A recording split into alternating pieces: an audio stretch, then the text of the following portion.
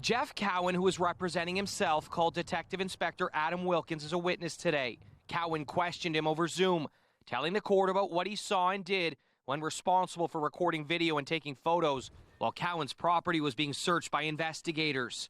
Cowan asked the officer about why he didn't record video inside Cowan's storage locker, where a filing cabinet was found. The officer testified there was nothing of interest inside the filing cabinet, so he didn't photograph it. Cowan asking the witness, "You personally didn't open it yourself?" "I'm sure it was searched, but I don't know who opened it. But I do know it was open," the officer testified. He said the same for storage bins found in the locker. The case centers on allegations Cowan was the source of purported mimicked works of late Indigenous artist Norval Morrisseau.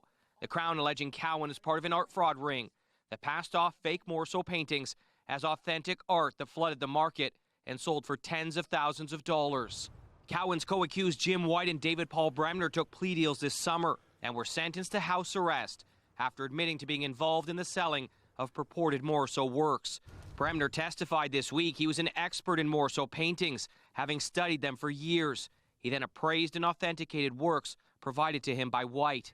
The 84-year-old White testified for the Crown and told the court about provenance, vital documentation that traces the chain of custody of art from its creator to current owner. With provenance, works become more valuable than art without documentation. White testified Cowan told him he got Morrisseau pieces from his uncle, Dr. Howard Alexander.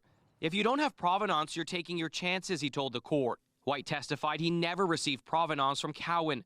"Perhaps I never had provenance for any of the paintings," he told the jury. The trial is scheduled to continue next week, when it's expected Cowan will call further witnesses to the stand.